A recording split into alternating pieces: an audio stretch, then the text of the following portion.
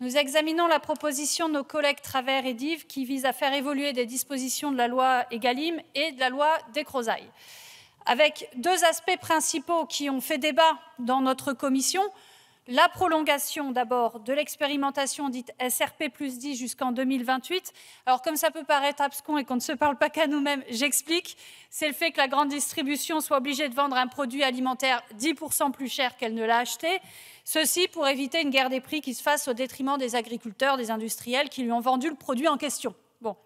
Et deuxième aspect, la prolongation également de l'encadrement des promos sur les produits droguerie hygiène, cette fois-ci seulement jusqu'en 2026, puisque sur ces produits droguerie hygiène, en commission, il est apparu dans le débat qu'il fallait finalement tout de même maintenir cet encadrement des promos, même si la guerre des prix s'est un peu apaisée et jusqu'en 2026.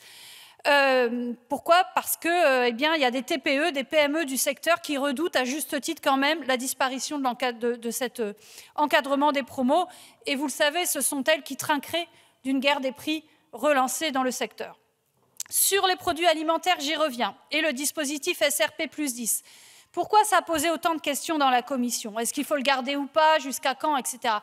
Mais en fait, le gros problème, c'est qu'on n'a pas les moyens de l'évaluer. On est incapable de dire si un tel seuil minimum de marge pour la grande distribution, ça profite aux agriculteurs, ou bien à la grande transformation, ou bien à la grande distribution. Il y a quelques années, il y a donc eu une loi votée, appliquée, sans les moyens de l'évaluer correctement. Il devait d'ailleurs y avoir un rapport remis aux parlementaires par le gouvernement.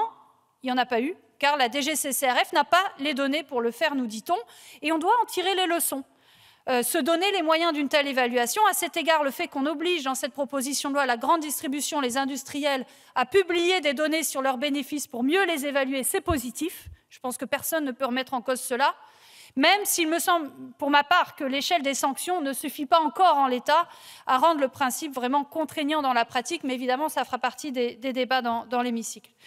Sur le sujet des négociations commerciales plus globales et qui nous occupe ici, entre grands distributeurs et grands transformateurs, pourquoi ça revient autant dans l'hémicycle? C'est tout simplement parce que ça détermine le prix de l'alimentation et de biens essentiels pour nos concitoyens. Ça détermine aussi le prix qui a été payé aux agriculteurs ou à des TPE, et donc leur capacité à se maintenir ou pas. Et, je dois le dire, de mon point de vue, les règles en place ne vont pas, manifestement. Des multinationales, qu'elles soient de la grande distribution ou des grands industriels, et leur grand jeu est de se relancer la balle, de dire c'est la faute de l'autre. Ces multinationales, elles sont de plus en plus concentrées et elles arrivent à imposer des prix au détriment des consommateurs et des agriculteurs, et ça pour réaliser des profits qui ne cessent de croître. C'est le cas des multinationales agroalimentaires. Vous le savez que leurs profits ont augmenté de 10% en 2 ans, ce sont les données de l'INSEE, alors que les prix agricoles, eux, dans le même temps, ont chuté de 13%. D'accord ? Les profits de l'agroalimentaire en moyenne, alors évidemment, il y a des multinationales, des TPE, ce n'est pas les mêmes marges, mais en moyenne, ces profits ont augmenté de 10% et les prix des agriculteurs ont baissé de 13%.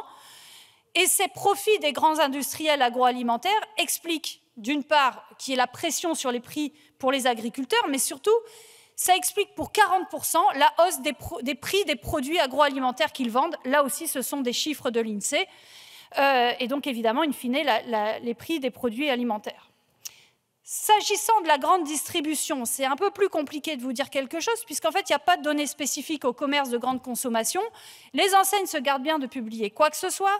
En revanche, on sait une chose grâce à UFC Eco-Choisir et l'INSEE, c'est qu'en 2 ans et demi, les prix de l'alimentation à l'achat pour les ménages, ils ont augmenté de presque 25%, et c'est évidemment encore bien plus pour nos compatriotes ultramarins.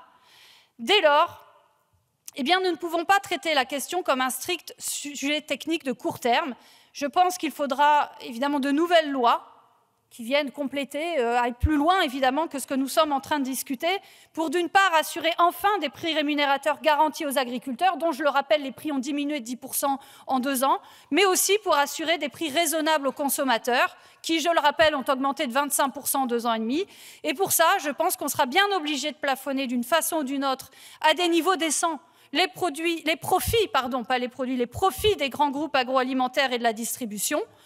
Et il me semble d'ailleurs que le texte en est une première occasion, une énième occasion, puisqu'il y a un certain nombre d'amendements qui sont à nouveau proposés en ce sens. Je vous remercie.